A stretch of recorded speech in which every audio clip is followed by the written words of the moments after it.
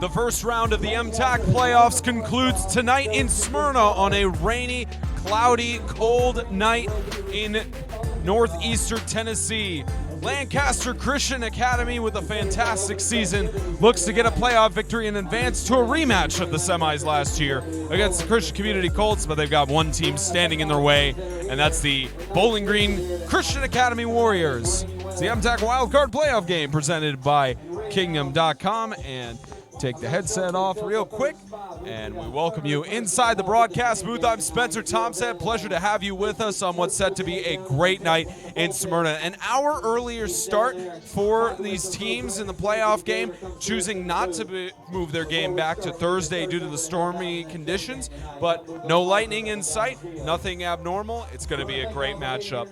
We've talked about it before, but Lancaster Christian Academy, the question is, how far can this team go? They have a star quarterback, star running back, star defense. They're just in incredible on all sides of the ball.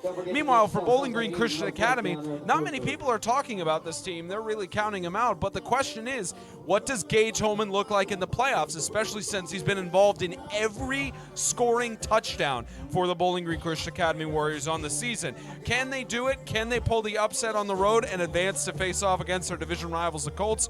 We're about to find out. As I bring in my broadcast partner, James Shannon. Partner, we've seen about 2-3 games from Lancaster Christian this year, and all of those games they played against have either been blowouts or toughly contested to the second, third quarter.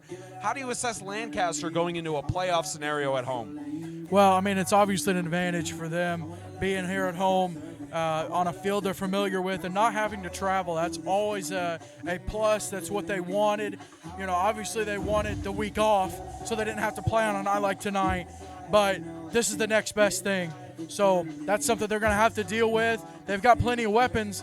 The only problem is the rain might affect them in the passing game. But that's no worries. They've still got plenty of running options with the Moore brothers and Jordan Horde.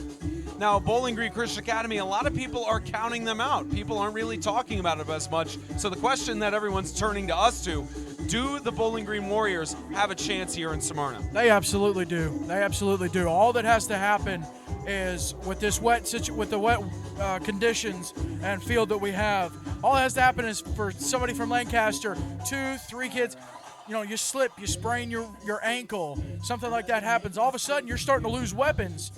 And on the other side of the ball, you've got Gage Holman, who now is playoff Gage Holman. For the first and only time in his career, senior year, he finally made it. Couldn't be more happy for the young man. 25 rushing touchdowns, 1,000 yards rushing, 40 total touchdowns. He accounted for 240 of Bowling Green's points out of 280, and that's not counting two-point conversions. This young man is a touchdown machine, and if he happens to hit the right stride tonight, could be danger for Lancaster.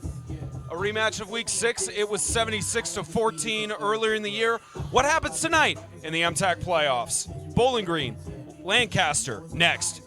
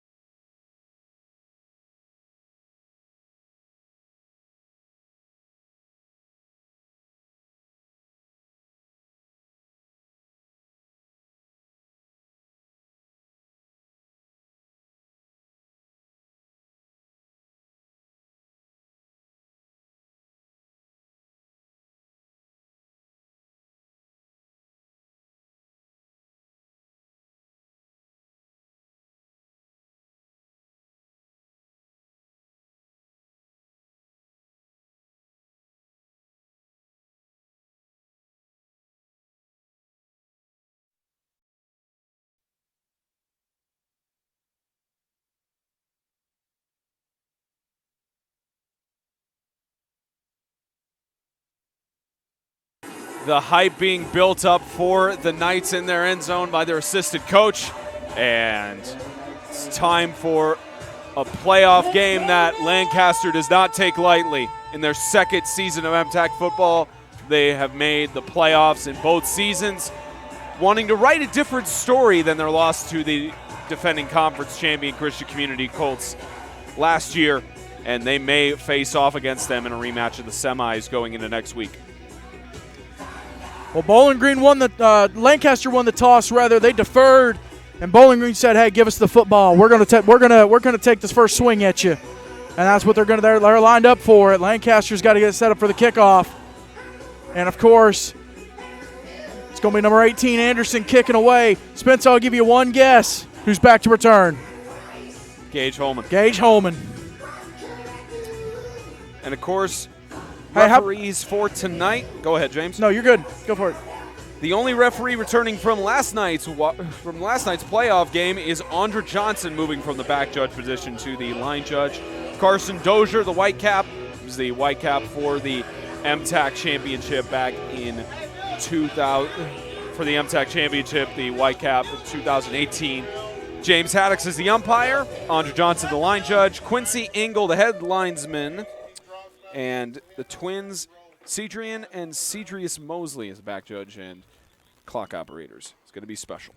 I hear you now. I hear you.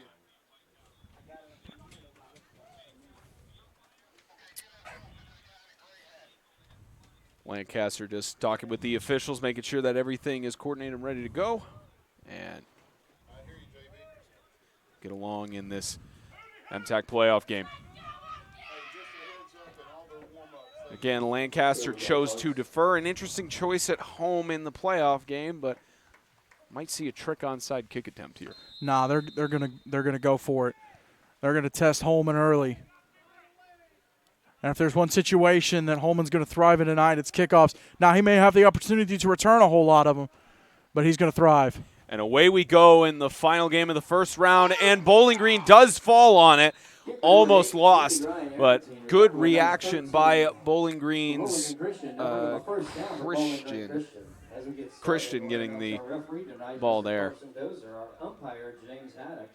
Ball now on the 44-yard line.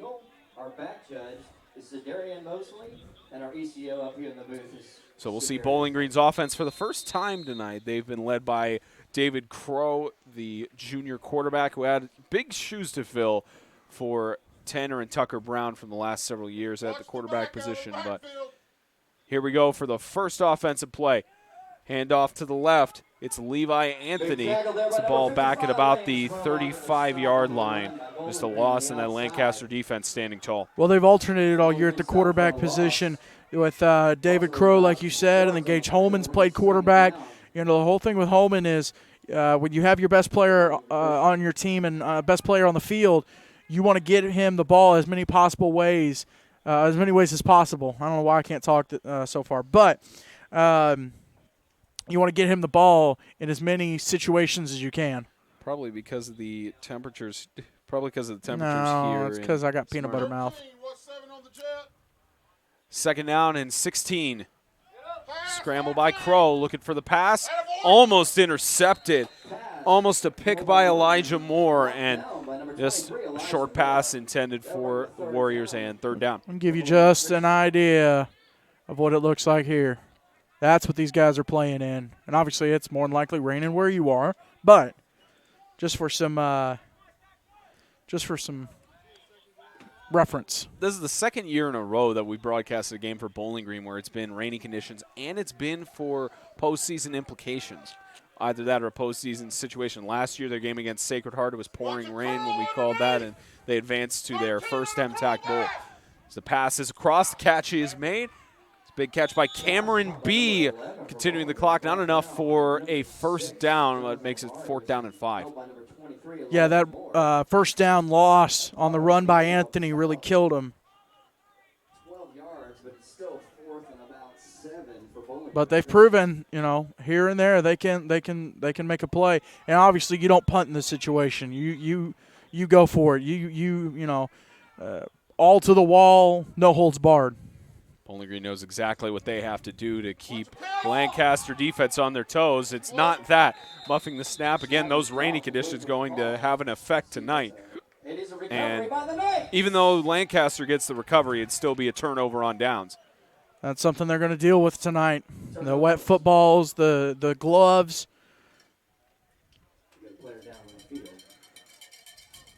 What else can you really say about Deuce Bragg that hasn't been said already on the season? I don't know, but you'll probably say it. As soon as out of all the things you could have done, I thought that was pretty ingenuitive. I was trying to pull up their stats on Max Preps and get those up for you in just a moment. But 1st and 10 on about the 46-yard line. But what hasn't been said about Deuce Bragg at this point that is not just factual, but is more praise for the freshman quarterback who's led his team to number 2 seed in the South. Bragg with the handoff. That's to Horde. Jordan Horde to the left side, getting the first down a little bit more, slips out of bounds at about the 45. You're going to see a good steady dose of Jordan Horde, Elijah Moore, rather. I don't know where Taylor came from. Elijah Moore, they're in the backfield for the Knights. Horde with 823 rushing yards coming into tonight. And gets the ball again. Jordan Horde going up the middle, heading to the end zone, and a touchdown. Lancaster scores first. Well, Jordan Horde has been a fantastic weapon for the Knights this year, coming over from Stewart's Creek High School. And he's torn it up all season right there. Bam, gone.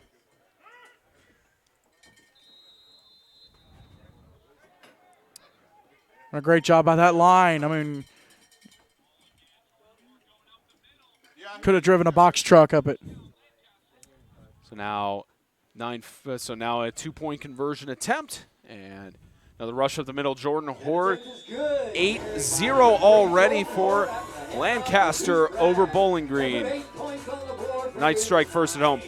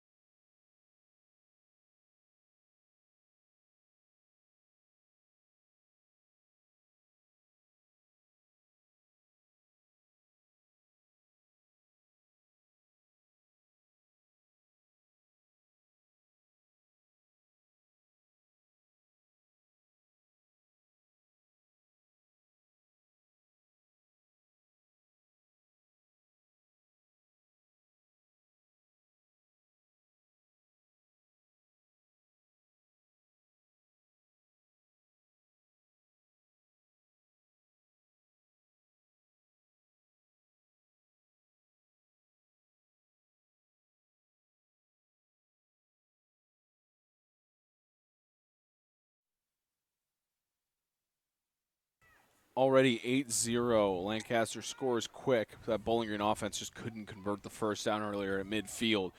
We'll see if they can get anything going on their second offensive drive, barring anything done here by Lancaster's kicking team. And Ryan Arrington, the freshman, kicking it away. And Gage Holman will try to return it here. He's got possession of the ball. Gage Holman. No, that's Crow. Excuse me, David Crow. Decide to have him receive back instead of Holman, and ball's on about the 20-yard line. You know, you think about what both of these teams play off, what the road would be to get to the championship. You look at Lancaster, and yeah, you get the first round at home, but in these situations, and in this situation and these conditions, next week you go to CCS, which you lost there last year, but you also have to deal with that smaller field. And so then you got to do all that to get to the championship. For Bowling Green, you got to play 2 games on the road, one in these conditions, one at CCS. It's not going to be an easy route for either one of these teams. 1st and 10. Up the middle and stuffed by that defensive line. So rush attempt by Levi Anthony, just couldn't get through. And you're right about that tough journey. Riverside especially, they have a tough journey. I mean, they got that W against South Haven last night, but they've got a tough matchup against Ezel in the semis next week. But in this game, even for Bowling Green, it's a tough journey for them to get to the championship as well. So on a 2nd down and 11.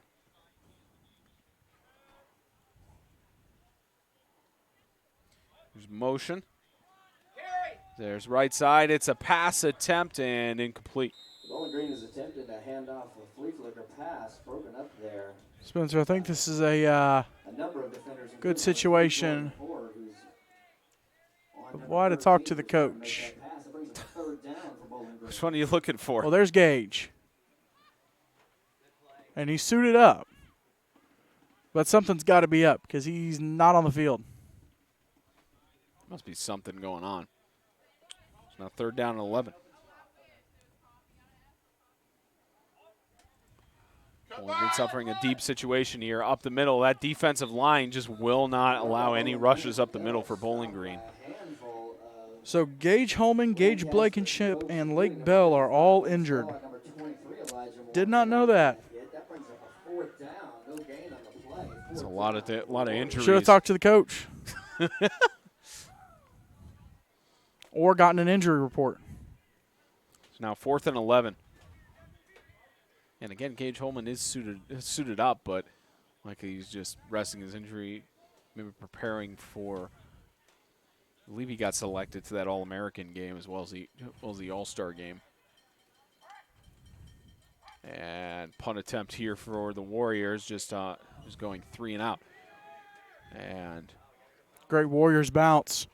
Bounces all the way back into Knights territory on the 47, 48-yard line. So make that another offensive drive for the Knights to work with, and potential to put this away sooner than later, but Bowling Green defense is going to give all they got. 7 minutes left to play in the first quarter. Just want to remind you that this MTAC playoff game is sponsored by Grace Point Healthcare, modern medicine the old-fashioned way, Jets Pizza of Springfield, Fort Campbell, and Clarksville, Let's Get Jets, the Allergy Center of Franklin, visit allergyfranklin.com, and by Joe Graves with I Hate Buying Insurance, visit IHateBuyingInsurance.com. There's a rush up the middle. Jordan Horde, that defense gets to him. And in the middle of it is Joel Thomason making the tackle. Stopped in the backfield, loss of about 2 on the play. That'll bring up a 2nd down, about 12 for the Knights. How about that Bowling Green defense to prevent Jordan Horde from getting any big gains on the field? It's now a 2nd down and 13. Bragg looking for his options. Pass to the right side, incomplete. Ball was intended for Isaiah Moore, but just underthrew him. Now 3rd down. Pressure put on by Cooper Guy, the senior, playing nose tackle and center tonight. Definitely a anchor on the line for both sides.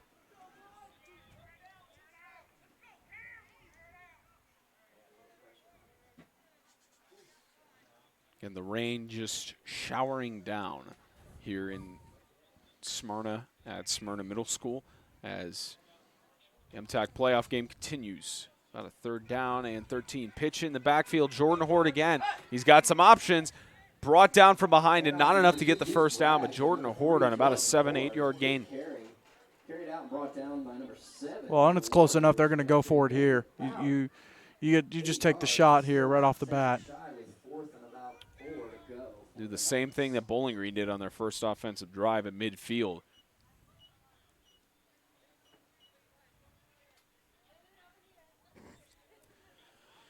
Here's a 4th down and 4. Bragg across the middle. The catch is made. Across the middle and brought down by Crow. That's a big catch by T.J. Robbins to keep the drive alive for the Lancaster Knights. Senior's been a big target for Deuce Bragg along with Devin Hargrove and Isaiah Moore.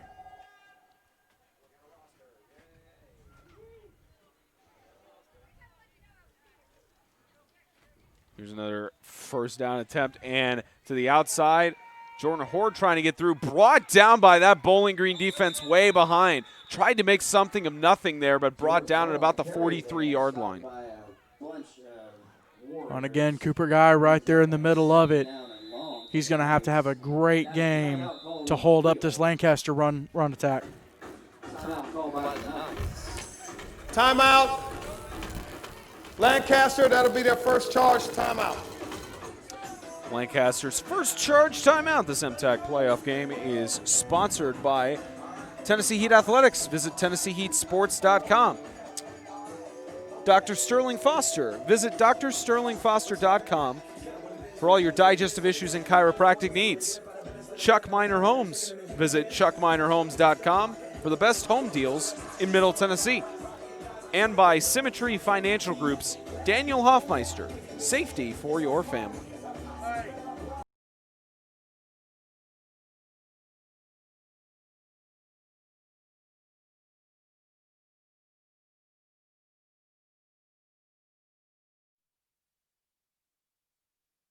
There's about 5:50 left to go in the first. Just a 30-second timeout for Lancaster Christian. And here we go. Bragg across the middle, and big catch.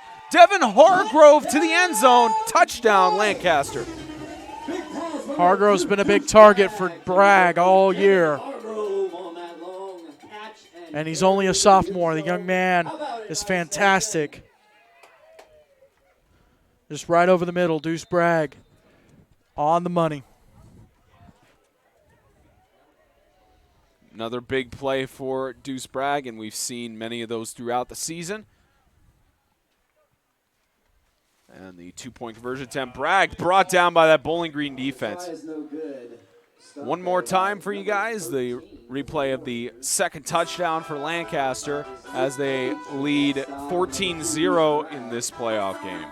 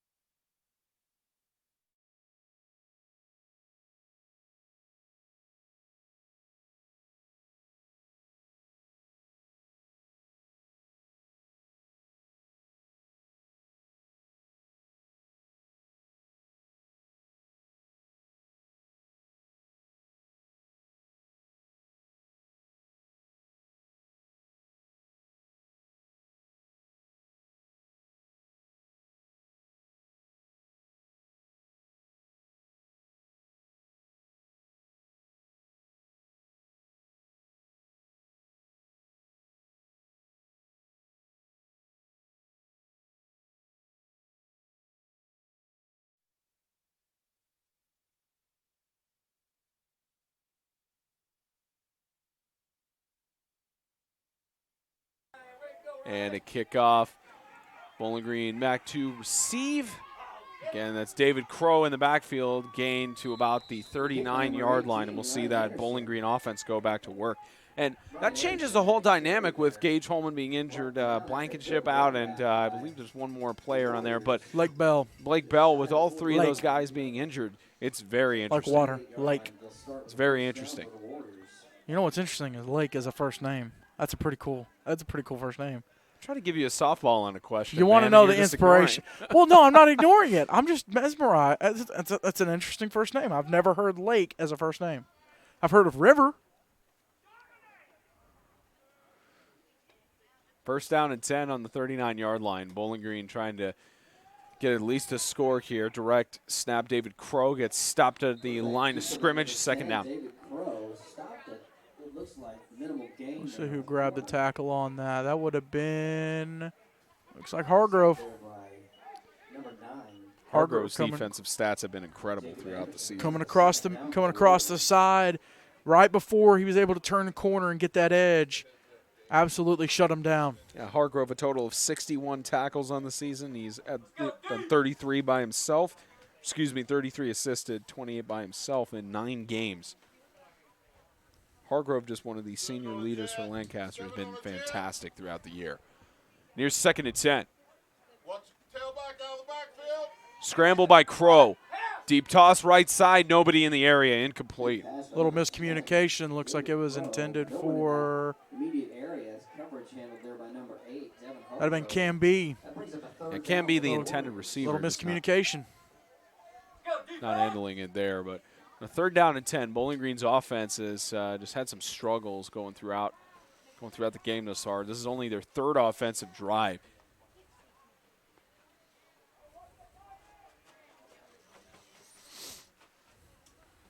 And already a 14-0 score here in Smyrna.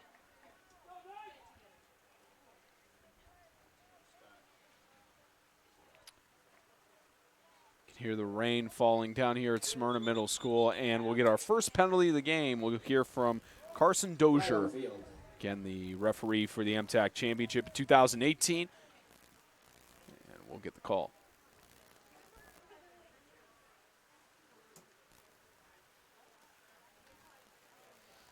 Rolled a false start, thought we were going to get the penalty there. Probably just clicked it in a little bit. And there's a false start called against the offense. It happens. The ball back. Still repeat 3rd down for so move that back 5 yards for the Warriors. Well, we're going to see how resilient they are now.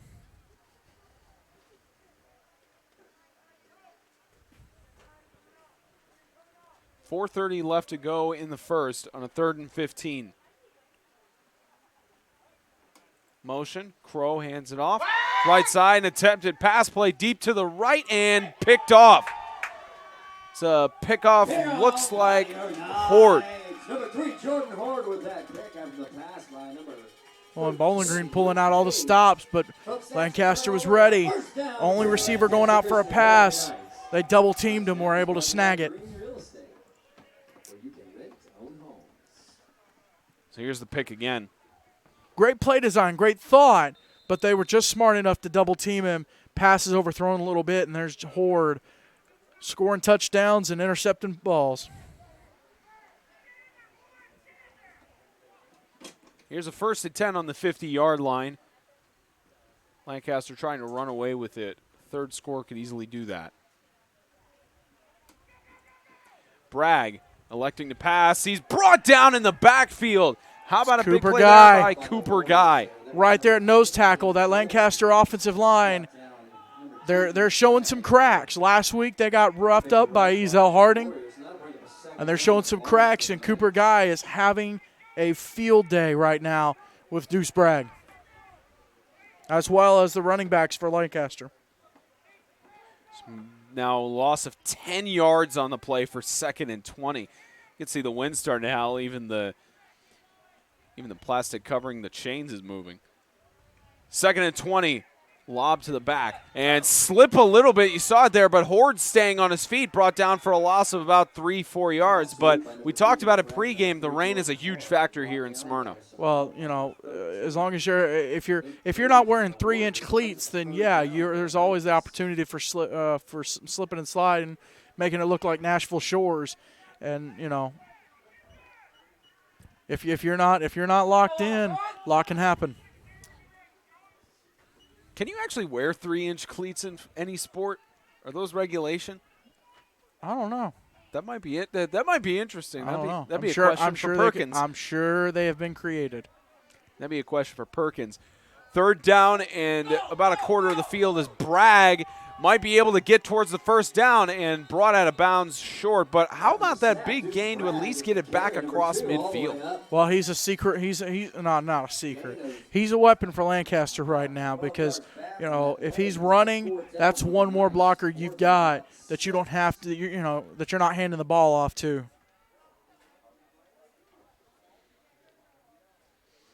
So now in about a 4th down and 6. Of course, Lancaster going to go for it across midfield. Very rare that you see a punt from the 50-yard line or closer, even the 40.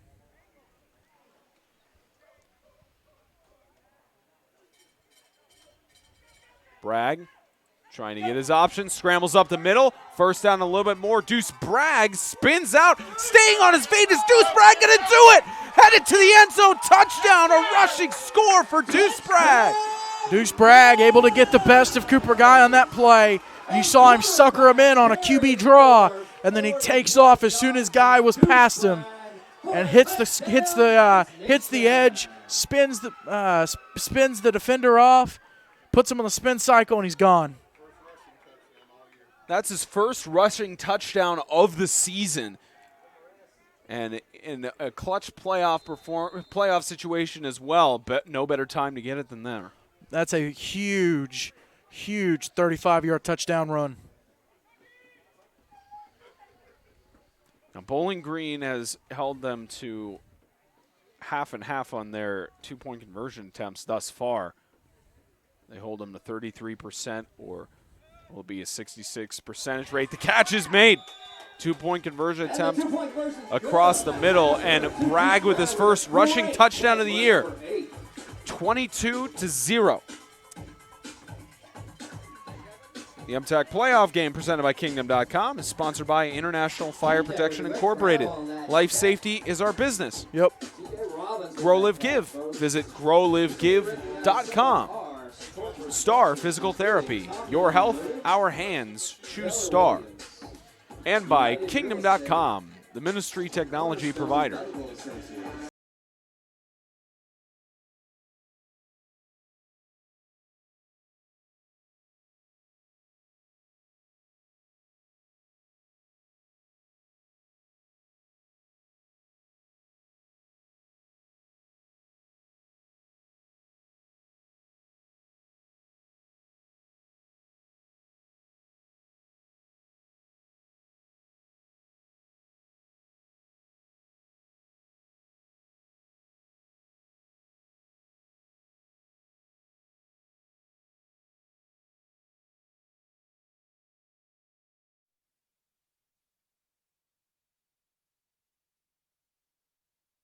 Not even out of the first quarter, and Lancaster has managed to put up 22 points already. And it's a testament to how impactful those three injuries are for Bowling Green. As it's sent deep, David Crow back to receive. That ball will go out of bounds. It's the out of bounds. It's the sideline. Hit the replay. Try to get the back end of that. Let's see if we can see. Yeah, we got the full kick. So yeah, I believe that penalty it is. Well, I want to see at what point he touches that ball again. I don't think they even touched it. At least from what I see. It looked like it touched the sideline. It would have been touching that white line when he touched it. Yep. So they're going to re-kick it on the 35-yard line. That'd be a re-kick after a 5-yard move backward for the Knights. Well, Ryan Arrington's going to get his workout tonight. Yeah, the freshman kicker. Already sitting at 4 kickoffs. I take that back. 3 kickoffs. This is his 4th. And, you know, if they fulfill your dreams of seeing a bunch of field goals in this game. Nah, there will be no field goals. You've given up your hope on that, at least? For tonight. But they'll be back. Onside kick attempt. Bowling Green gets it back. Good reaction by Christian. 18, Ryan Arrington. Recovered there by number 13, Luke Page for the Warriors. Excuse me, 13 is Luke Page. On the Lancaster side of the field, about the 45-yard line.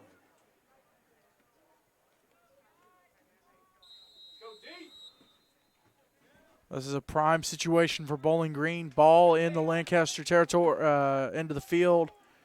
They're going to spread it out right now. We might see a QB draw. Crow looking for the pass across the middle and incomplete. There's a flag thrown. I could get a shove off here. Well, I was wrong on that one. No, well. You're not going to get everyone. Get the call from Dozier in just a moment, but probably a pass interference or some holding, something like that. We'll see if we can get the call.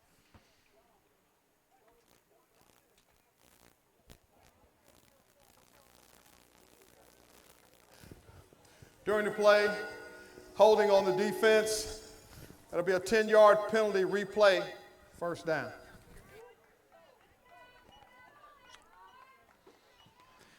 Well, I missed the call on that, but you know what you don't have to miss? That's a great breakdown of these two games this weekend and a great preview of the two games next weekend on Sunday, 4 p.m. Extreme Radio. Have to recap that one-sided game and movement there, likely another likely false starter offsides here. 13 flinched. In the backfield, he's leaning forward. Whoa. Referee's just discussing it, seeing who they saw move first. That's the second time we've seen that in the last few days from the Perkins crew discussing it before making the final call. Before the snap, false start on the offense. That'll be a 5-yard penalty. Replay first down. Move back 5 yards on that. All right, G, take advantage of it. Let's go.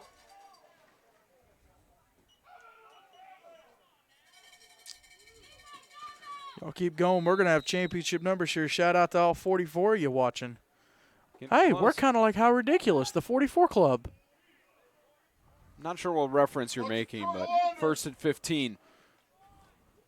Crow looking for the option, scrambles, he's being chased down. Gets a pass to the right, incomplete. That one intended for Levi Anthony. Pass intended for number And 7. incomplete. Levi Anthony covered there. And number So 6, 1:45, and the clock stops on a 2nd and 15, and another flag towards the backfield. Looks like Carson Dozier getting a good amount of mic time. During the play, roughing the passer against the defense. That'll be a 15-yard penalty.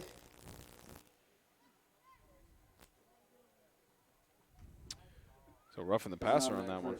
Big break for Bowling Green. They're getting closer here to score, and I mean, you're down by 22 at this point. Still plenty of game to play. A touchdown here can be very crucial going down the stretch. Well, it'll put a little jolt of energy back into the boys. With such a rough ball game going on for the Warriors. So on the 25-yard line, just outside the red zone, Crow looking for the option. The catch is made. Big catch by Luke Page, getting to about the 17-yard line. They are officially in the red zone, 3 yards short of the first down. Brought down the corner by Jordan Horner by 3. Number 6, Jonathan Amari, but after a gain. Actually, a gain of 6 yards of the play with that reception, and 2nd and 4. Bowling Green pushing down in the red zone.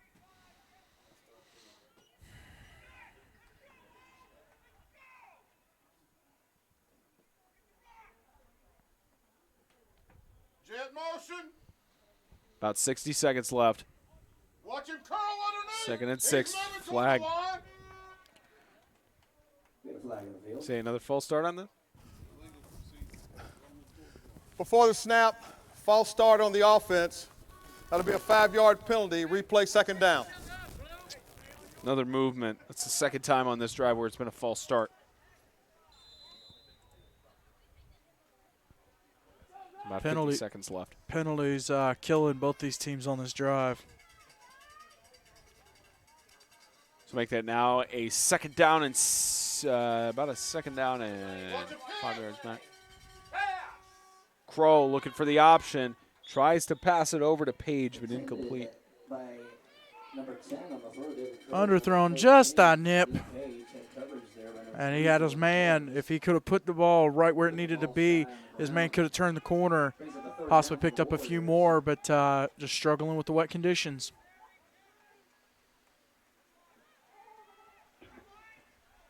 Again, the rain just starting to come down even more here at Smyrna Middle School.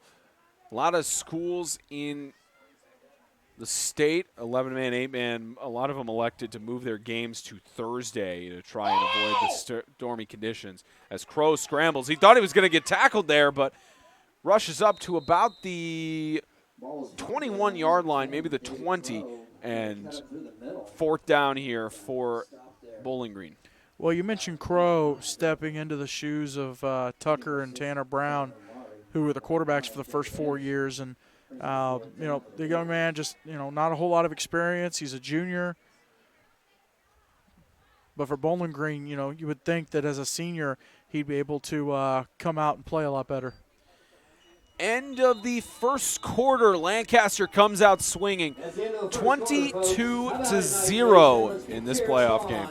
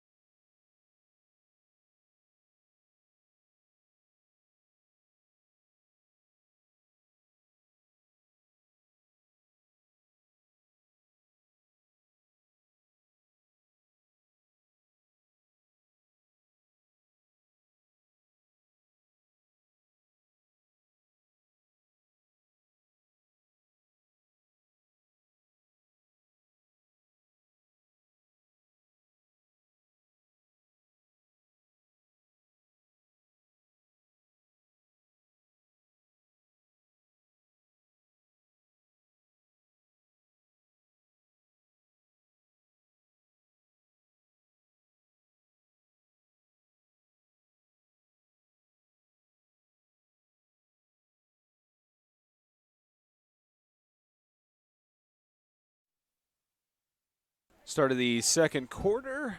Lancaster leading 22-0 in this MTAC Wildcard playoff game. Spencer Tomset, James Shannon, proud to bring you everybody the action. James just had to step aside for a temporary moment. Bowling Green rushing on offense here. Here's a deep toss on the right side, and another interception for Lancaster's defense, and picked off by Devon Hargrove, the senior. How about that play by Hargrove? And we'll show you the replay as James had to step aside. Big play, number 8, David Hargrove on that play after the pass by David Hargrove, you could just see it here. Crow trying to find the option, and he had his target almost on key, but Hargrove read the play all the way. So now 11:45 left to go in the second.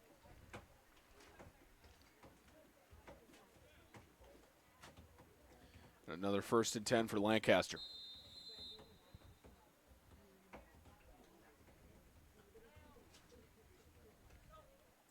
Bragg gets the handoff. There goes Horde, being pushed up the middle. He can't be stopped. Horde cutting to the outside. How about Jordan Horde cutting out and all the way? Horde will not be stopped. Big touchdown for Lancaster.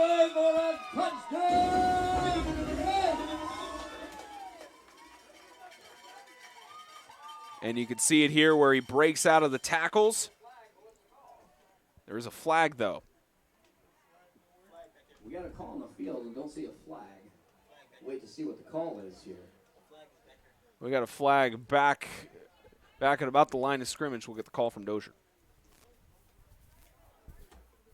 He's having a discussion with Coach Don Brown. First might be on the defense here. We'll have to get the call from Dozier. It's around the Lancaster sideline. Coach Brown is having a discussion there. Looks like the players aren't moving back yet. Not sure if they're going to pull this all the way back, or we'll get the call from Dozier. During the play, we had sideline interference on Lancaster. That'll be a 15-yard penalty assessed on the kickoff. Touchdown good. So Lancaster still scores.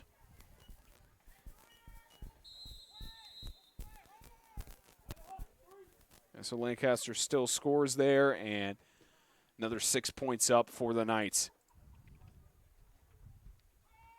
And up the middle, rush 2-point conversion is good. Return there by Lane Spurlock. Lane Spurlock up the middle, and 28-0 already. Horde just pushes through. Lancaster on top by 30.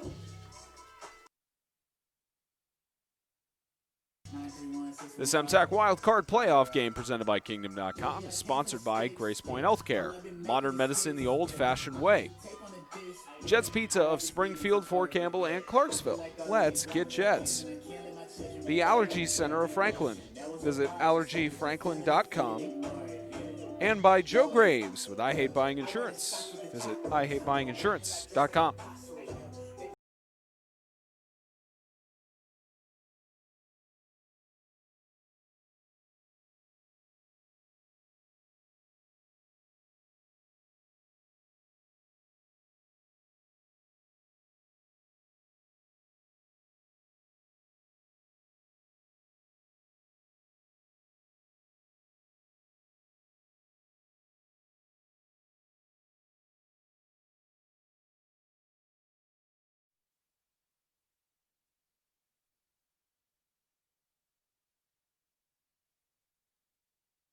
$11:24 left to go here in Smyrna. Lancaster leads 30-0, trying to get the mercy rule potentially running and get home sooner than later, but a playoff scenario.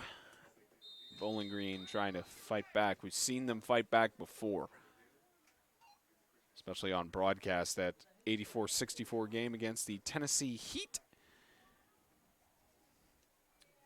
Bowling Green had the mercy rule running in the fourth quarter on them in Mount Juliet. And Warriors kept fighting back. So clock continues to run, and falling on by Kick by number 18. Cameron Ryan B. Arrington. And we'll see how Bowling Green responds to that additional score from Lancaster. Cameron B for the Warriors. That brings up a first down for the Warriors right around the 30-yard line.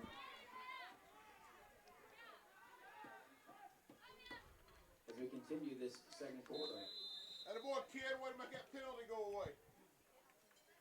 25-yard kick.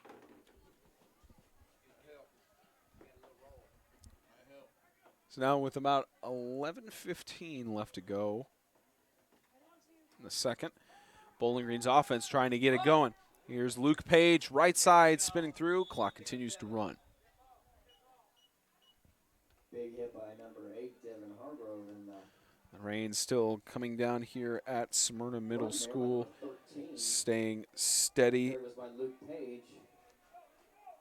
Gain of about a half Staying yard. steady in the rain, and a temperature of 57 degrees. Overnight it's set to increase just a little bit, but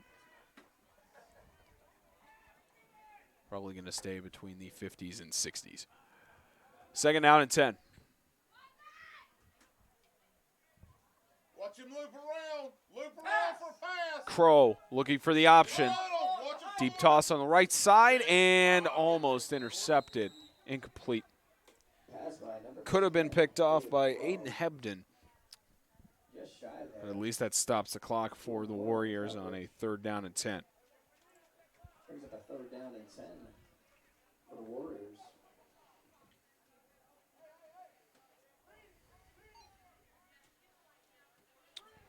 .21 left to go in the second.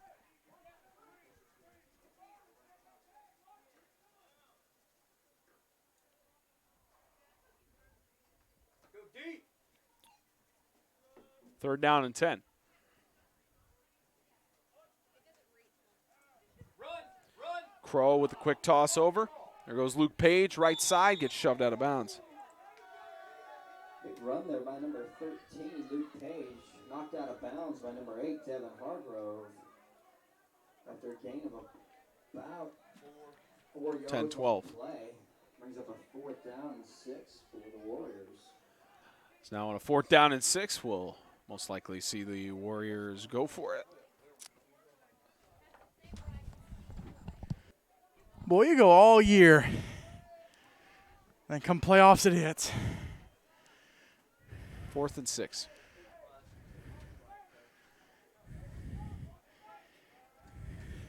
Play safe. Fourth down and 6. Punt away. And goes up high to about the 35-yard line. And that'll stop the clock at least about 10 minutes even left to go in the second as the Lancaster offense one more score and they get the mercy rule running. That brings up a first down for your Lancaster Christian Academy Knights.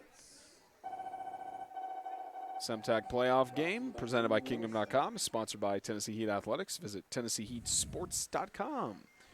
Dr. Sterling Foster. Visit drsterlingfoster.com for all your digestive issues and chiropractic needs. Chuck Miner Homes. Visit chuckminerhomes.com for the best home deals in Middle Tennessee. And by Symmetry Financial Group's Daniel Hoffmeister. Safety for your family is Jordan Horde, left side, staying on his feet. Jordan Horde, fantastic. Another 6 points for Lancaster. He's having a big game. He's absolutely showing up. Horde on that carry, folks. Got a 60-yard run on that play. For a touchdown, handoff by Deuce Bragg to number 3, Jordan Horde. And just towards the end zone, almost got pulled out there by Crow, but Lancaster all the way to the end zone. And 2-point conversion attempt coming up, and it's just plays like that. That's what we've seen from that's the kind of play we've seen from Lancaster all year long. A 2-point conversion attempt.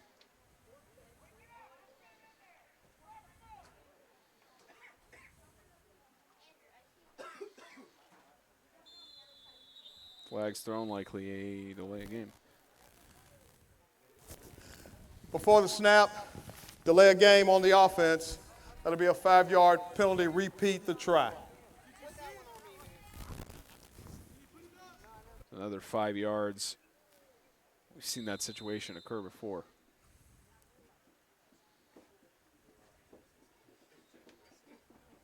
Two-point conversion attempt coming up. It would make it 38-0. Of course, mercy rule, I believe, will be enacted at kickoff, either that or in halftime. And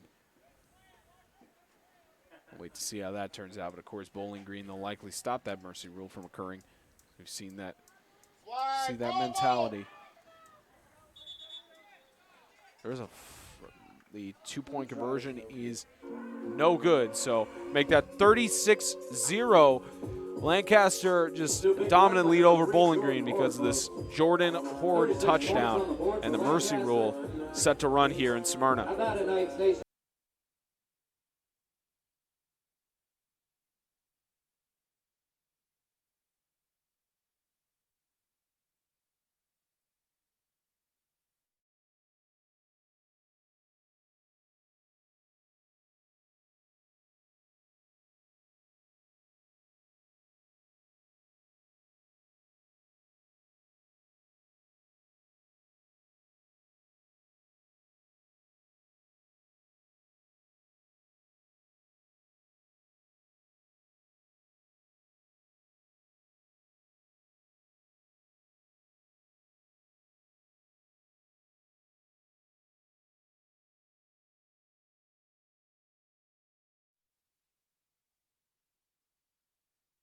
9:36 left to go in the second. Most likely see the mercy rule start running after this kickoff, and Lancaster just rolling away with it here in Smyrna. And onside kick attempt. And great job by Anthony there, yep, grabbing the bouncing end-over-end ball, just bringing it in and falling on it. A lot of guys that either would have hit off their chest, hit off their hands, and the kicking team would have gotten it. Great job. And it's really tough for Bowling Green in this situation. You're down by 36 points. The mercy rules already start running, and it's just with all the injuries that they've dealt with throughout the last week. Well, no, mercy really rule's not running yet. It doesn't run until the first snap here. Yeah, second half is when it starts. So no mercy rule until we get into the third quarter. 1st and 10 on the 50-yard line. Crow, deep toss on the right, and Hargrove almost picks it off. Good try there by number 8, Devin Hargrove. He did. He went up for it right in his hands in this rain. I mean, you can see it. There it is. Probably coming down like it is at y'all's house. Imagine going outside and trying to play football in it. That actually might be pretty fun. Did you ever play in these conditions? Oh, yeah. At CCS? In the rain? Yeah, we had one game in the rain up in Dayton when they had their national tournament. We played Tri-Cities Christian out of Johnson City, Tennessee, and we played them in the rain. Got my only tackle of the year that game. Reversal left side and huge tackle for a loss. And tackle by number 55. 55, It's Lane Spurlock. That's Spurlock. That defensive line for Lancaster, they're no joke. That brings up a 3rd and long for the Warriors. Lane Spurlock, just another one of the big weapons for Lancaster, and especially going against CCS, that's going to be very interesting to see.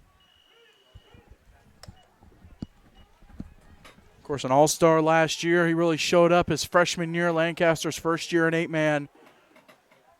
He's had a great season. He's having an even better season in the rain. Crow trying to find the option. No receiver in the area, and it looks like they are going to throw a flag for intentional grounding. Get a flag on the field as the pass. We get a player down on the field. And there is a player down for the Warriors.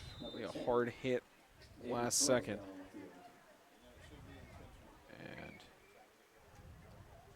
got a Warrior who's down. See if we can probably get the call after the injury is assessed, and we will step aside for an injury timeout.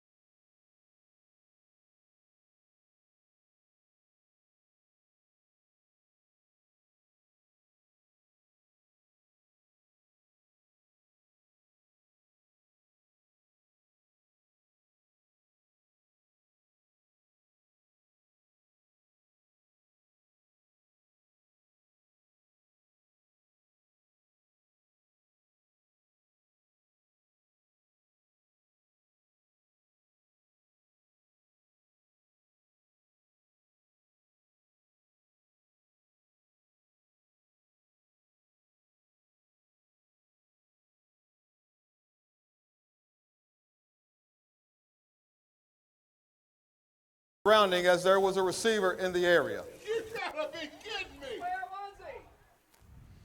So no penalty on there for intentional grounding after discussion. Didn't call it there. 8:13 left to go. And there was a second flag thrown down. But I guess they didn't call a penalty on that either. Cooper Guy, the player who went down on the with the injury, he is now back up and walking off. Little help, but mostly under his own power.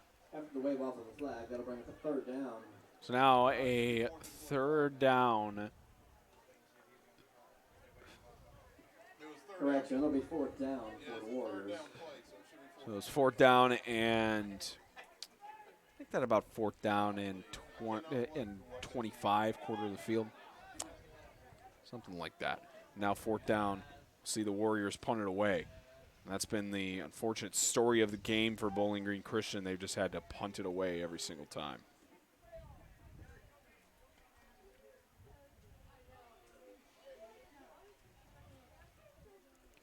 Well, you look at Bowling Green, they've only got the 3 seniors, Cooper Guy, Joel Thomason, and Gage Holman. Everyone else, all things work together. Go get it.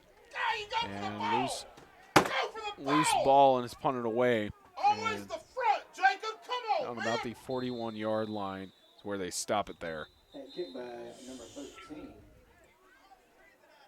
Luke Page. About 8:13. Down the field, but we had a flag thrown on the kick.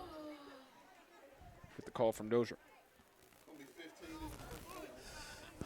Personal foul, roughing the kicker. That'll be a 15-yard penalty, automatic 1st down. Lucky break for Bowling Green. We didn't get the replay on that, so can't see the running into the kicker, but Come on, Jacob. he still got a good kick away. And now on the 50-yard line, Bowling Green's offense does have new life.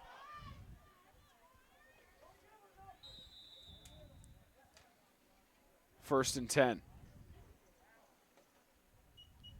There's motion. Tailback pass out of bounds. And the ball loose towards the back. It's still up. Lancaster falls on it. And a golden opportunity given to the Warriors, and the weather taking a huge factor in. I just couldn't hang on to the football. Crow was trying to go back for it, nothing doing. And it is a Lancaster turnover. And they officially rule it a turnover, but you see the replay here where it fell loose and just slid on. Looked like a clear recovery there by Lancaster. No matter where you're at, appreciate y'all having us in the background and some background noise. Big recovery by number 5. Because no, you're not paying attention to the game. You might be. I don't know. The comments went kind of dead. How long has it been since a comment? 20 minutes? Yeah, no. Y'all got us in the background while you're playing Fortnite or something like that. We are now Fortnite music, Spencer. I don't know if that's a promotion or a Now, I'm demotion. sure we've been that for a while. That's true. That's true. Something you tune out, but it gives you something to kind of hear while you're doing something. Yeah. Jordan Horde up the middle, run for a few yards. And, it's one of those situations where, there was talk from people had of, why is a 1-8 team in the playoffs? And, given the explanation that they got the business done against Lighthouse early in the year in the division game. But it begs the question, what would Lighthouse look like against this playoff Lancaster team and the way the Lions have played throughout the season? It wonders, would we have a less one-sided game if the Lions were in here? Well, we would have less of a one-sided game if Gage Holman was on the field. That's true.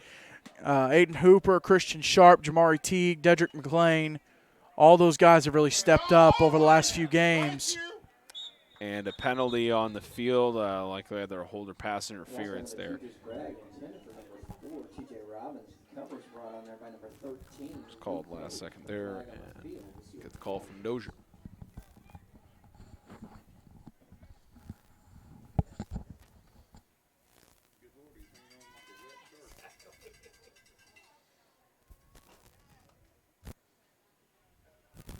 Pass interference on the defense. That'll be a 15-yard penalty, 1st. So, yep, pass interference. First down for your Lancaster Christian Academy Knights. Moved again. First down is brought to you by Green Real Estate. But again, it's still there's still the question looming there. Of course, you know, Gage Holman's on the field. This would definitely be a different story. But of course, the big question as I believe Horde going up the field and gain of another few yards. Good stop by that Bowling Green defense, shutting down Horde right there at the line. I know you don't do score predictions, but imagine we had Lancaster and Lighthouse here in this playoff game. What do you think the score might be at halftime? It could be one of two things. You know what? I just realized that rain's eased up a little bit. It could be one of two things. It could be a shootout, or it could be just a grind. I tend to lean towards a shootout with Aiden Hooper and Deuce Bragg as the quarterbacks. But you never know. We'll never know. Speaking of quarterbacks, Bragg scrambles. How about his potential second rushing touchdown of the game, just short of the end zone on the 1 yard line? Well, he's not used to running for a touchdown, so he doesn't know to dive for the goal line. That's just not in his repertoire, which is not an issue. He hasn't had to run for a touchdown all year. He's been able to hit his receivers. But in the rainy conditions, he's making do with what he's got. And timeout called by Bowling Green. 5:43 left to go in the first half. The MTAC playoff game presented by Kingdom.com, sponsored by International Fire Protection Incorporated. Life safety is our business. Grow, Live, Give. Visit growlivegive.com. Star Physical Therapy. Your health, our hands. Choose Star. And by Kingdom.com, the ministry technology provider.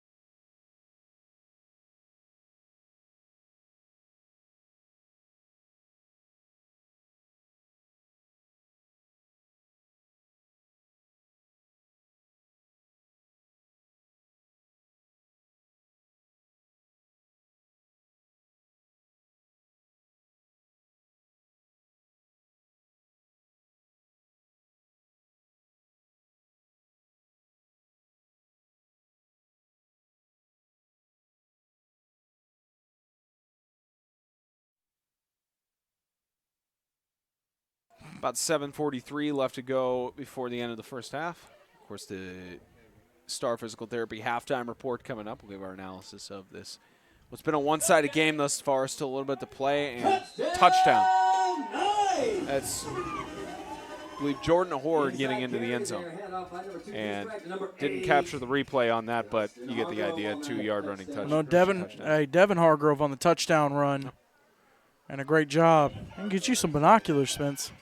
That actually wouldn't be a terrible idea. We need a third guy first. Well, he could be the spot. No. I'm saying with a booth like this, you just wear binoculars for the play, and then you put them down, and then you go about the play. But when you have this kind of distance from the field, you know, this isn't CCS where the field is like right there. And I apologize if you have motion sickness. Bragg for the 2-point conversion. Can't make the catch. Oh, man. So close. About 5:30 left to go, and 42-0.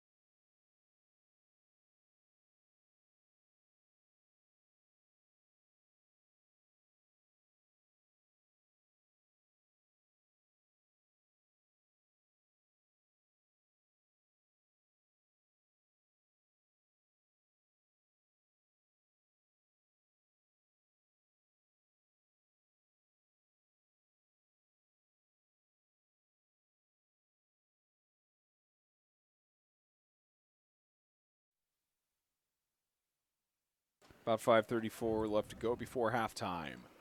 Lancaster just running away with it here and goes out of bounds. Second kick for Lancaster Christian to go out of bounds. And, you know, you look at getting a little bit early here, but you look at Bowling Green's schedule and how they played throughout the season. I mean, they played some tough teams in the first stretch. Franklin Classical took that loss on the road in the beginning of the season. They hosted Christian Community, who's still strengthened team, and that was CCS's first game of the season. Then at Lighthouse, which at the time Lighthouse didn't really formulate to be a huge powerhouse at that team. They hadn't really gotten things together. They hadn't put everything. Yeah. And then at Franklin Christian, took a bye week, hosted Lancaster, at South Haven, at the Heat, then at Lighthouse again, and then took a break before their final home game against the Freedom Cowboys. So it's been a tough season for the Warriors by far. They hadn't gotten other ducks in a row. That's what I was trying to. I kept thinking chickens, and I was like, chickens has nothing to do with it. But yeah, Bowling Green has had a tough schedule on their season, and we'll get a timeout for Lancaster. On the field. That timeout was called by Lancaster. 5 minutes left to play here in the second quarter. Folks, we got a lot of game left. Timeout. Lancaster, that is their second charge timeout. So, you know, they're taking another timeout here, and Lancaster just trying to regroup and stay the course, I guess, because never want to let your guard down, especially in a playoff situation. But, I mean, up 42-0, I mean, for Lancaster, they've just got to hold it out throughout the rest of this game. Well, yeah, I mean, at this point, Lancaster's main concern is getting out of this ball game without injuries and you know, being ready for CCS. Yeah, Christian Community, they've had an extra week of rest. I'm sure they're watching this game as well. By the way, to answer a question from our chat, Cooper Guy had gone down with an injury earlier on that drive. And the ball is picked up at about the 29-yard line as left side. There goes Cam B to about the 33-yard line for a return of 4 or 5 yards. It's a good return. It's a good return. And if I'm not mistaken, no, that wasn't right. I thought there was someone on kickoff that wasn't on kickoff. Fewer and fewer people using this as background noise for Fortnite. Yeah, of course. So now on 1st down and 10, Bowling Green trying to at least prevent a shutout. But again, their score was 64-14 the last time they faced off. Flag on the right side. And what a catch. Nice catch made by Joel Thomason. I think it was 76-14. The score last time they played? I referenced the Tennessee High School football app and 8manextreme.com when I said that. Pretty sure it was 64-14. I could be wrong, but that's what I remember from when we total up those stats. Speaking of which, we'll get to that in a little bit once we get the call from Dozier. It's the officials conferring. Again, it's another one of those decisions where they're all getting together before making their call.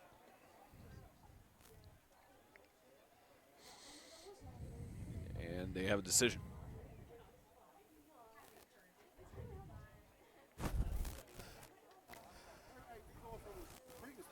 Yes. During the play, illegal formation on the offense. That'll be a 5-yard penalty. Replay, 1st down. 76-14. Had to have been not enough players on the line of scrimmage. You're supposed to have 5. My guess would be that one man was off.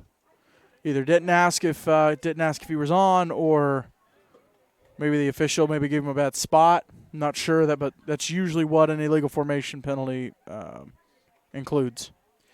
76-14 was the score of their matchup back in week 6. And another option there, toss incomplete. 18-1. And David Crow to number 13, Luke incomplete. Stopped there with some help by number 6, Jonathan Amari, backfield. And you look at Lancaster's schedule as well. I mean, they had to play this first-round playoff game only because they lost to Ezel Harding, but got victories in very tough games as well, at least on paper. Of course, the opening game of the season that we did, they shut out the Tennessee Heat 50-0. At Lighthouse, they got the job done. Hosting CCS, we were at that game. Took a bye week, and then Swanee at Bowling Green, Franklin Christian at Classical, hosting Riverside, bye week, and then hosting Ezel. So down the stretch, Lancaster had a bunch of tough games, so at least for them in this situation, it's somewhat better for them to not be as challenged going against CCS. Well, and it's tough for them, you know, just knowing what the result of this game more than likely was going to be, but at the same time knowing that, hey, you got to handle business and not take them lightly. We'll likely see in the second half a bunch of the Lancaster players getting rotated from their depth. Pass right side, intercepted again. Devon Hargrove to the end zone, and another touchdown for Lancaster. Hargrove with his, correct me, second interception? Second or third on the day. I'm a fantastic stats guy. I totally keep up with him. Just another pickoff there, and Devon Hargrove going back to the end zone. Might be a contest between him and Crutcher Ezel to see who can have more pick sixes. Trying to remember if it was Hargrove or Ezel who was a league leader in interceptions on the year, at least on the season. Well, it was Michael Black who led the league in interceptions on the year. But playoff-wise, it'll be a rush between those two. Well, Black had two last night, and Ezel had 3. So. And low snap. Bragg gave himself up, and 2-point conversion, no good. Just more frustration for Bowling Green, 48-0.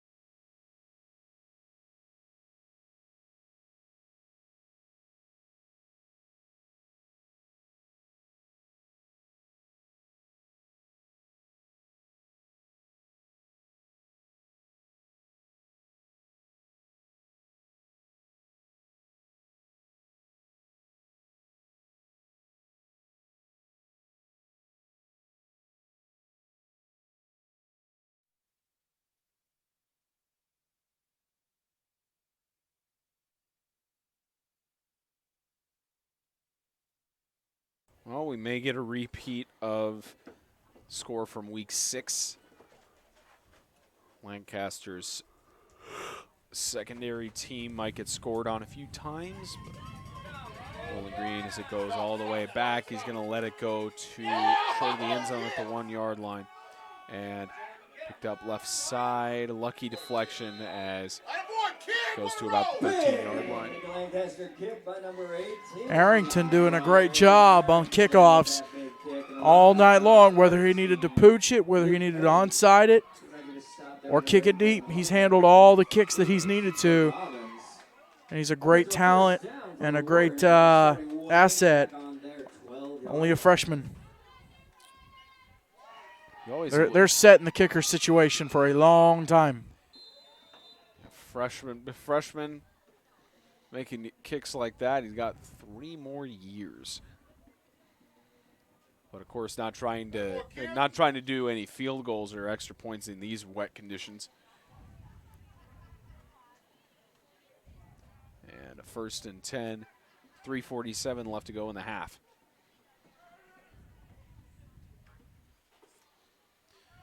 Run up the middle, left side, rush by Luke Page. received the direct snap, and Brought down on the it's outside now by number 6. about 2nd down and 5. Jonathan Amari brings up a 2nd down and about. Well, and this is very character building for these young men from Bowling Green. I've been in this situation, even in a championship game. Of course, I was 2nd-string bench warmer, but you still have the emotions of, just an ugly, ugly loss. And there's another pickoff. Interception made by number 3, Jordan Horde. As a turnover brings up a 1st down. Jordan Boy, Horde with the interception. Boy, he pulled an ice cream cone on that one. He scooped it, just barely keeping it off the ground. There it is. Boom. Great job holding on to the ball as he went down. Gives Lancaster great field position. But no, in a situation like this, you know what? You're blessed to play the game. If you're a senior, it's a tough way to go out. But, And up the middle, rush attempt by The rush by number 15 on the defense. That was Joel Thompson. It's another rush attempt. Bragdis taking the direct snap and winding it down. Yeah, you're right about the character building, especially being down by an equivalent of 8 touchdowns. well, and I'm sure JD with the situation that the Heat were in when he played, Isaiah with class. Every football player has been in a game like this, and it's not fun, but it is necessary. Left side of the pass is completed. Devin Hargrove to the end zone, another touchdown. Great job getting the screen pass, hitting the outside, and just he's gone. Reception for a touchdown. Lancaster set up for the So try. Hargrove, he's had, I believe, 1 or 2 pick sixes and touchdown on the offensive side. We don't do players of the week for the playoffs, but he'd be. I'm sure He's Hargrove having a would great be on the game. list. He'd definitely be nominated.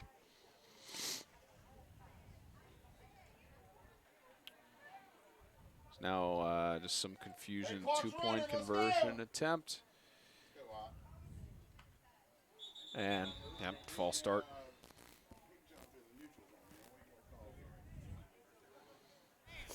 Before the snap, I'll start. That'll be a 5-yard penalty. It's a false start on the offense. And Again, replay that. Carson Dozier, the referee for tonight's contest. 5-yard penalty. And a retry for Lancaster. It's one of those tough games in the rainy conditions to officiate. Well, it's eased off a little bit, but it's taking its toll.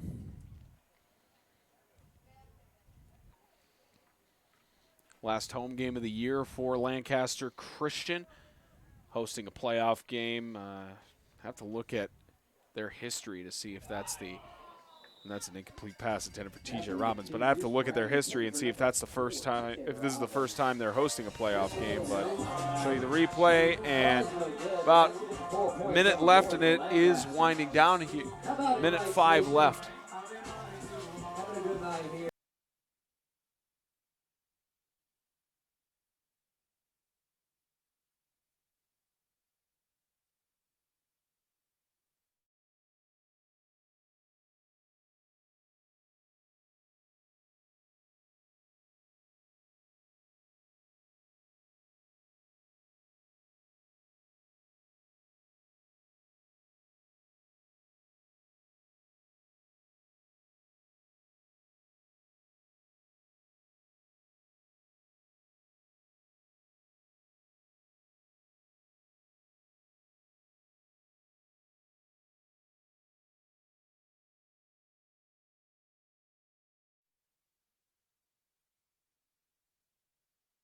So to my knowledge, I believe Coach Brown has elected for the clock to run down going into the second quarter, and the mercy rule is They're going to try to get this kickoff right before the half. so at least get some more work to their freshman kicker, and bouncing out of bounds, and that'll end the Well, no, they're going to re-kick it. They will re-kick it probably for a one-on-time down, but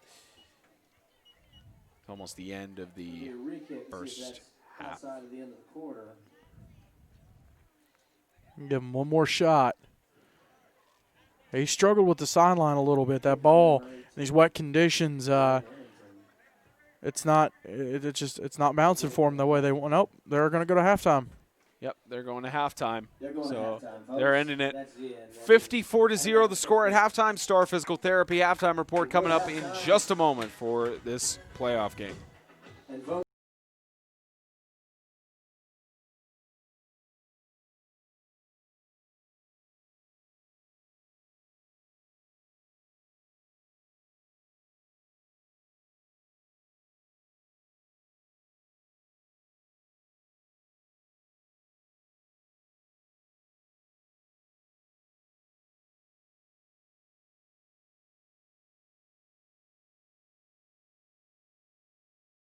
Welcome into the Star Physical Therapy halftime report, everybody. I'm Spencer Tomshead. That's James Shannon. It's 54-0 here, and very much a one-sided game for Lancaster Christian getting done.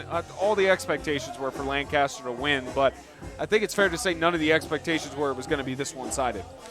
Well, it was a possibility. Maybe not so much maybe not so much with Gage Holman in, but with him being out, definitely an issue, definitely a situation, and I don't know what's going on with the young man. I don't know if maybe he just had to sit out the first half, but it's a tough situation for the Warriors and for Lancaster. Like I said earlier, at this point, you're just trying to get out of the game with injuries. Yeah, without injuries, rather. Lancaster trying to prevent any injuries and such. Bowling Green, camera space. They may be down by 54, but there's some camera space. For Bowling Green, there we go. For Bowling Green, what is their game plan to at least try to make an attempt to get back in this game?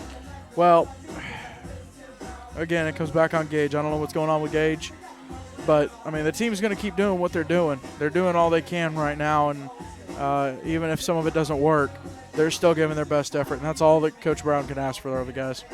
About 10 and a half left to go before halftime is over. We'll be back for the start of the second half in the MTAC playoff game between the Warriors and the Knights.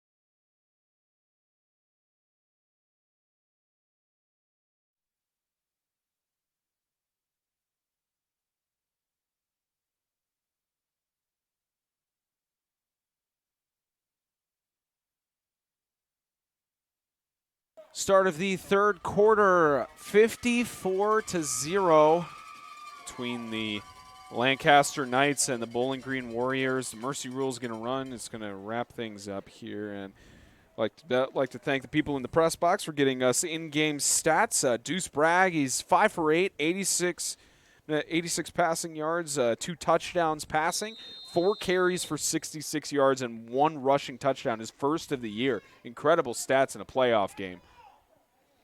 And you look at Jordan Horde, of course, he's had 10 carries for 205 yards and 3 touchdowns. As Riverside receives the second half kickoff. Starts at about the 48-yard line, and Mercy Rule running. And Devin Hargrove, it's been incredible for him as well. I mean, look at the in-game stats we got for him as well.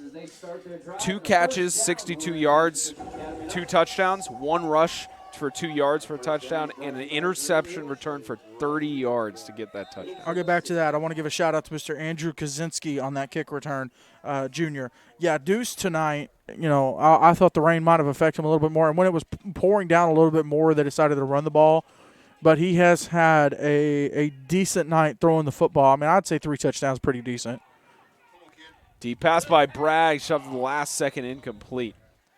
You're going to have mistakes like that. Yep. No flag, of course.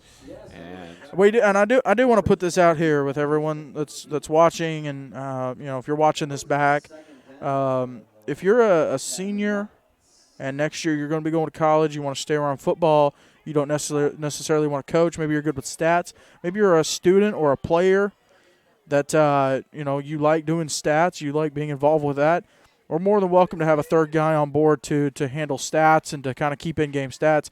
It's hard to keep up with it with as much as we're doing, but if you're someone who would like to sit there and kind of write the stats, keep up with them, go for it. And there's Bragg, gives himself up just short of the first down marker for about a 3rd down and 1. We're always looking for people to be involved. This isn't an exclusive club. We're hoping to grow this to be a well-oiled machine that can service these players and promote them in the way that they deserve to be promoted. It's the same focus that we've seen from the coaches as well. All of them, both Bragg and Don Brown, just class act coaches that have led their teams well. Lancaster, they've scored 516 points coming into this playoff game on the season compared to only allowing 172 points scored against. As Horde goes to the left, stuffed, but does get the first down. Something that wet weather does, it makes you slippery. It's hard to bring you down, especially with a tackle attempt around the legs. You kind of slide right off depending on the kind of pants you have, and obviously Lancaster has those kind of pants. And for Bowling Green, they've scored 280 points total out of their 9 games, but their defense, which has really in an essence been the death of them in this season, they've allowed 562 points to be scored against them. So it's a testament to how strong the graduating class of 2019 was for Bowling Green. As left side gets to the outside, and that was Jacob Anderson, the junior, had that kickoff return. There's a flag, but had that kickoff return and had a big play on the outside. And flag, we'll get Carson Dozier's call in just a moment. During the play, holding on the offense, that'll be a 10-yard penalty. Replay, first down. Well, Bowling Green, everyone talks about numbers, and if you're a school right now playing 11-man football, you got less than 30 players, you need to play 8-man football. But the other consequence, I don't know if consequence is the right word, but consequence to teams like that moving down, teams like Lancaster and Ezell who have had good numbers, is you have schools like Bowling Green who with only 14, 15 guys on the field, they're going to struggle just as much because of the fewer numbers. And how about that ball popping up, and I believe Lancaster got back to it. Second down. Recovered by number 9, Jacob Anderson. Anderson getting the recovery, and the ball just popped up there. But so we look ahead to the playoff bracket, and we can confirm that both semifinal playoff games per the league, they will occur at 7 p.m. next Friday, and it will be hosted at White House for the Christian community and likely Lancaster, a rematch of the 2018 semi. And then I'd say it's pretty likely. Ezel Harding and Riverside. Ezel trying to go to their first MTAC championship and potentially make history as the first, I believe that they would be the second team to win an MTAC championship in their first season, an MTAC 8-man football, and flag thrown down. But for Lancaster, in only their second season of 8-man football, looking to try and get a chip on their shoulder as well.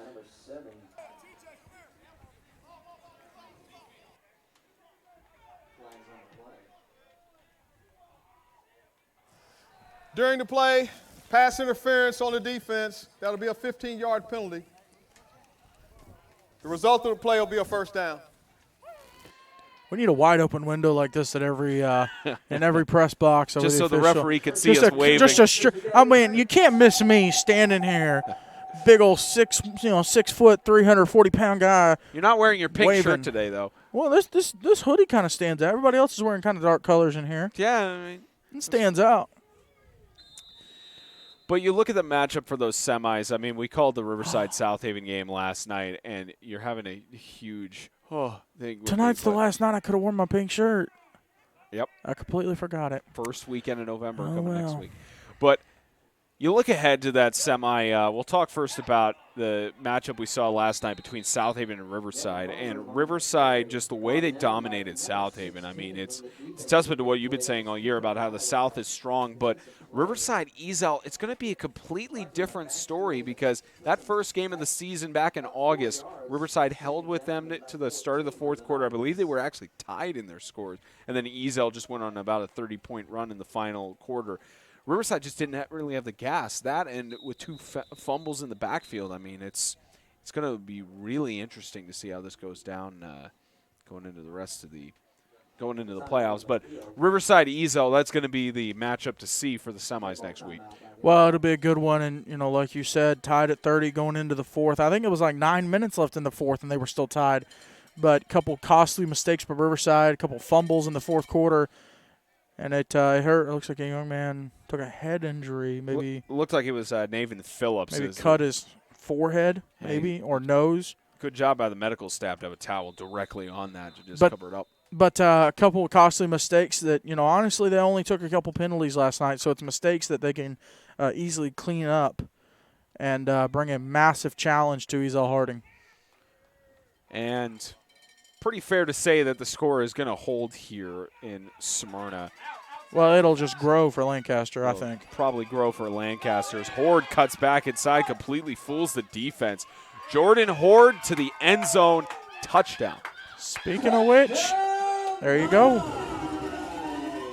And again, Horde through the first half, 10 carries, 205 yards, 3 touchdowns, and he's got his fourth in this game. He's having a great game. And you just look at Horde. Very dominant, very dominant.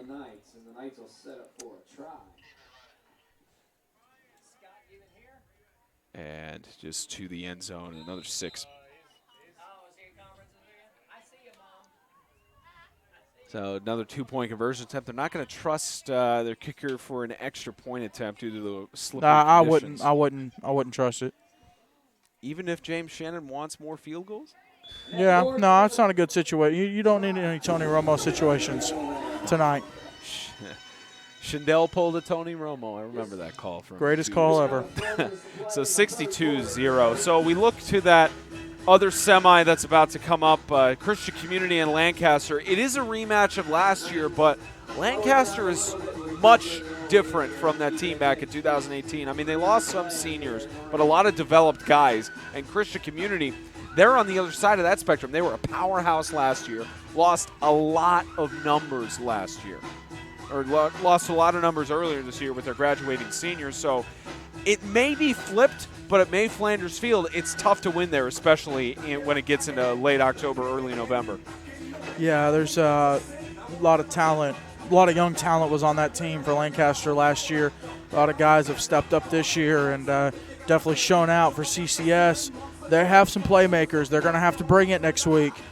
Or we could end up with another Lancaster Ezel or Lancaster Riverside with the upset. The dark horse third seed going all the way through, going on the road for 2 games. Not saying it's going to happen, but I'm saying it could possible. happen. Guess what? You'll hear my official prediction this Sunday, Extreme Radio, 4 p.m. Don't miss it. We'll recap these 2 games, preview the next 2 games. Isaiah Austin should be in studio. Maybe Matt Bowden. Preview the next 3, actually, because that Friday is the Independence Bowl. That's right. So we'll preview 3 games. Good call. But I think people can read into what all that stuff you've been saying about Riverside and being the dark horse. They can kind of read into that, but nothing's official until you hear it but on why Extreme not? Radio. Yeah, why not hear it out of the horse's mouth and check out a pretty dope radio show? Well, they've read into the horse's mouth. They just haven't heard it officially. You can read in the horse's mouth. That's not the same as hearing it out of the horse's mouth. That is true. I know it's true. The Final Four for MTAC 8-man football. Also, congratulations to my alma mater, Lancaster Christian Academy, taking not to rub it in James's face, but winning their first in school history, middle school and varsity volleyball. It's nice to finally have you all on board. Yeah, in terms of volleyball really championships. I mean, volleyball has a special very place. very exclusive club. Volleyball has a very special place in my heart with my older sisters, Jericho, Montana, trying to lead those teams to championships, losing to the strong team that Riverside always is in volleyball. But, I didn't have any sisters play volleyball. I have a sister in high school, but I don't think she's more to equestrian stuff. I don't think she'll play sports. Nothing wrong with that. But yeah, congratulations to my alma mater on that. That's the second year in a row they were against your homeschool alma mater, CCS. They're my alma mater. Well, So this thing's a homeschool alma mater. Because you weren't. That's the first time I've ever heard that you did not phrase. officially go to CCS. You were under the homeschool. Did I walk in the ceremony? Yes. Do I have a diploma from them? Yes. Okay. Touché. I didn't know that part. You didn't know I walked? Because we maybe had. I don't think we had anybody walk in the FCA ceremonies, at least with our umbrella students. At least not in my graduating class. No. I jumped on the opportunity. I was all over it. Yeah. I'm sure they give that opportunity. It might be most of the homeschool students. I had the biggest cheering section at my graduation. I had a pretty big cheering section in my at the football game, first few football games too. Yeah. Hey, my cheering session was for graduation. That was pretty loud. They loved seeing me do the chicken dance. I don't think I want to see that now. I don't think anybody it would be dope. No, it would not. Yeah, it would. Maybe you and Isaiah. He's just making the music right now. He's not actually doing it. I'm slightly dancing. No, you're not. Okay, now I'm looking away. Now I'm looking away. And looks like Bowling Green's just going to let it run down. They're going to let it run down. End of the third, 62-0. Lancaster still leads over Bowling Green. Just trying to wrap things up here. Final game, first round.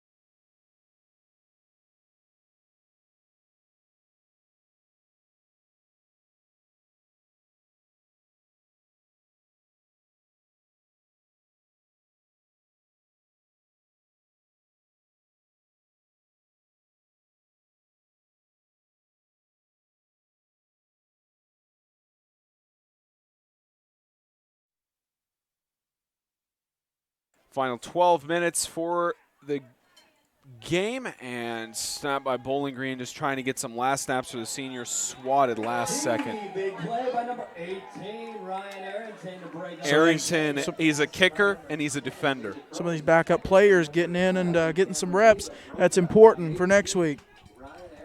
You want as many depth players getting repetitions as you can, as you possibly can in a game in this with this situation. Turnover on downs.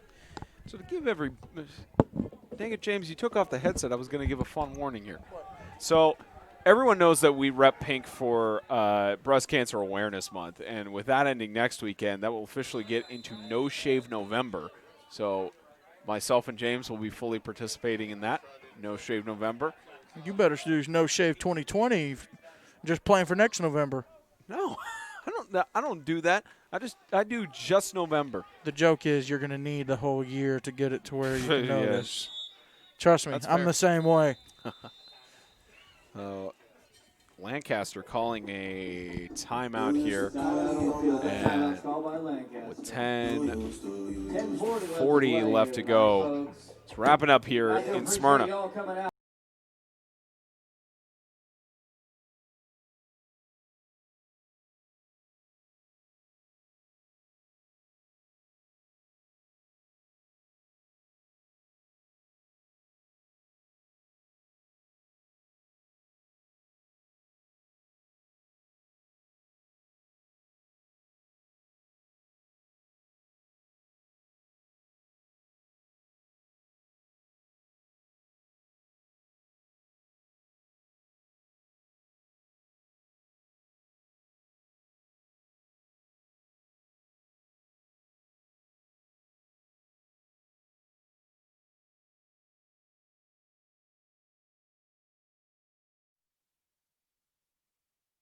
Now 10:30, about 10:40 left to go, and winding down here.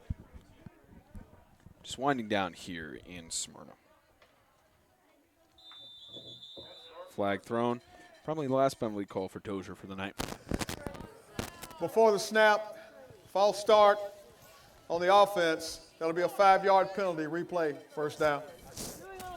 James had to step aside again, and kind of a silver lining here in Smyrna with the rain stopping, just to, even though it's nighttime, a little bit of sunshine for Lancaster Christian to celebrate the playoff victory, especially their last home game of the year. Not as many Lancaster fans turning out as weave through the defense, and another touchdown for Lancaster Christian. Credit to the post monster on that. And Isaiah Moore with the score. Here it is again, just Isaiah Moore with a direct snap, scrambles through that defense, weaves through, and it's all the way to the end zone.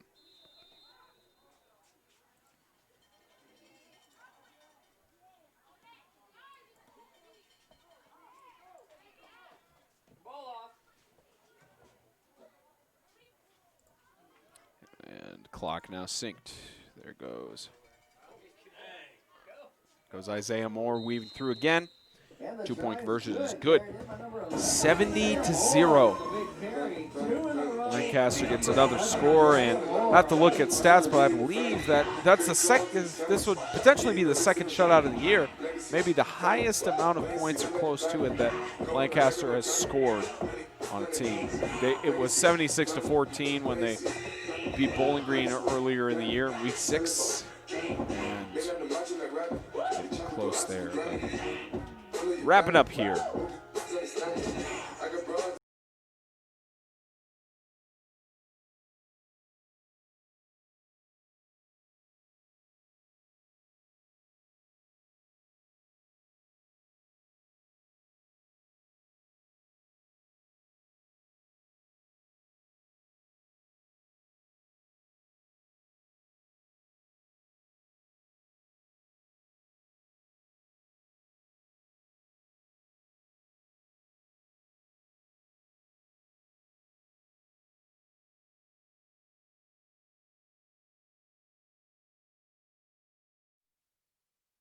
Time just winding down here in Smyrna 70-0, and still some passionate fans here for Lancaster.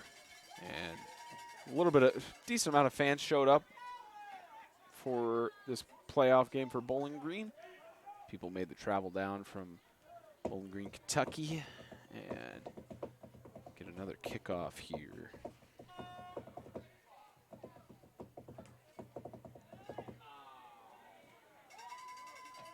And cycle resuming, run to about the 36-yard line. Kick was brought back by number 15, Joel Thomason for the Warriors. See if we can get a shot of him. Run back. Coach Don Brown was 7-3 last year. They won in the MTAC Bowl game against Riverside Christian. Going into his 4th season, he was 16-13, and fortunately not a positive record this year for Bowling Green. I'll make sure to get that stat line correct for you.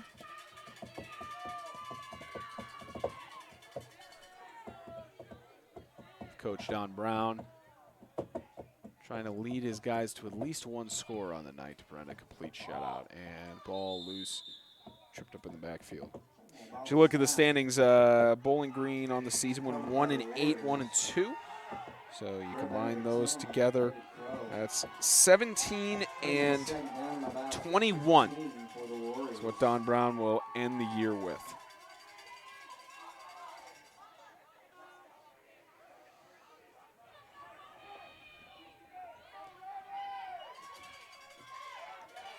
And how about Coach Jason Bragg? In his 2nd season overall, he's going into his 2nd season. He's 8-2 on the year, and after this season, going 8-1, make that 16-3. He's going to go 16-4. He missed one last play there. But to go 16-3, he's got another playoff game on his hands, something special. And they won in the MTAC consolation game last year, the final consolation game in MTAC history. But incredible stuff for Coach Jason Bragg and all that he's done for this program. On the cusp of just 1 game away from advancing to their 1st state championship in a long time, to my knowledge. And the catch is made at the 30-yard line, weaving through and down. Be sure to tune to our Instagram Live for the post-game report. We'll get the post-match huddles. We'll get the post-match handshakes and such, and we will get an interview with Coach Jason Bragg after the game, and a big victory, of course, for Coach Bragg and going to the semifinals against Christian Community. I'm sure he's wanting another shot at them earlier in the year. Of course, they got the W earlier on in the season, but wants a chance to get revenge for the loss in the semifinal last year. Of course, Christian Community is going to be ready for them. Taking a break, taking a bye week.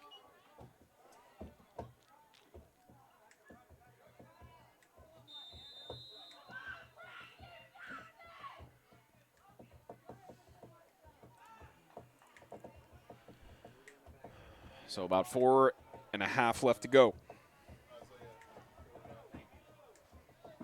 Again, post-game is coming up on our Instagram Live. We'll interview Coach Jason Bragg, and probably the last penalty call of the game for Carson Dozier.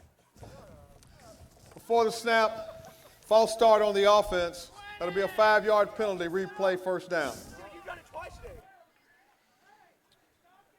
4 minutes left. Just winding down. And for Lancaster Christian, they've got tough challenge ahead of them next week. Christian Community, it's mentioned earlier, it's always tough to win in May Flanders Field, especially in a playoff scenario. And muff the snap in the backfield, and still waiting on a ruling, and Number 27, Micah Harbor. Still waiting on a ruling. Lancaster retains it. And that'll bring up a 2nd down for the Knights. Rain still coming down.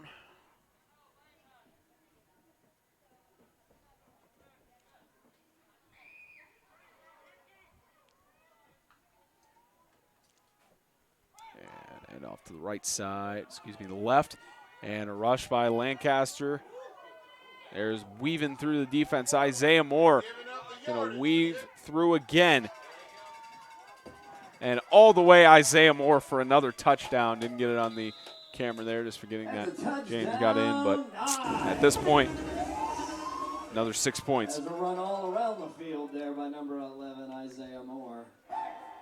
That touchdown run, another big 40-plus yard run for number 11, Isaiah Moore.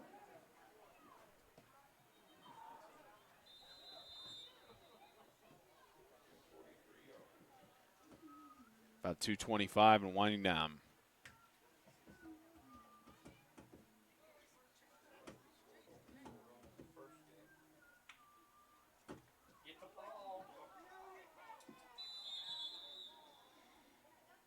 Try is no good, and final 120 seconds.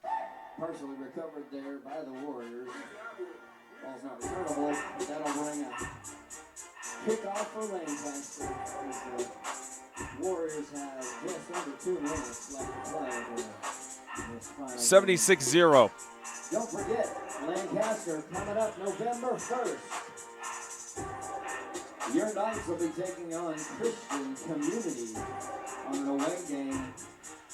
As we continue this playoff run, I'm going to step over here in the booth because I think Riverside already played. What happened with that game? Pull up the score here.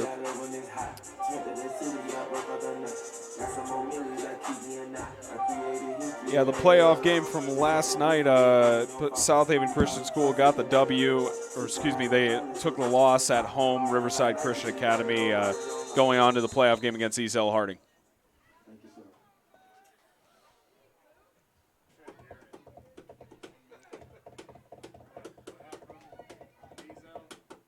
60 seconds left in the game and just winding down. Of course, East L. Harding will host Riverside Christian Academy in the semi next week. Myself and Isaiah Austin will be at the call on that. James Shannon will be the special guest for the other semi playoff in White House, Tennessee, between Christian Community and Lancaster Christian School. Final seconds winding down, and what was favored most likely to occur has happened.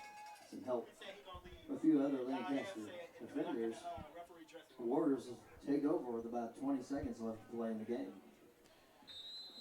20 seconds, maybe one more play here for Bowling Green, and tough season for the Warriors with losing a bunch of their seniors, but probably may get one play off here, but one last play for their seniors, and a weave on the left side. And that'll do it. Lancaster Christian Academy is heading on to Christian Community in the MTAC semifinal round. Be sure to go to Instagram Live for a post-game report. Thank you for tuning in to this MTAC Wildcard Playoff game presented by Kingdom.com. 76-0.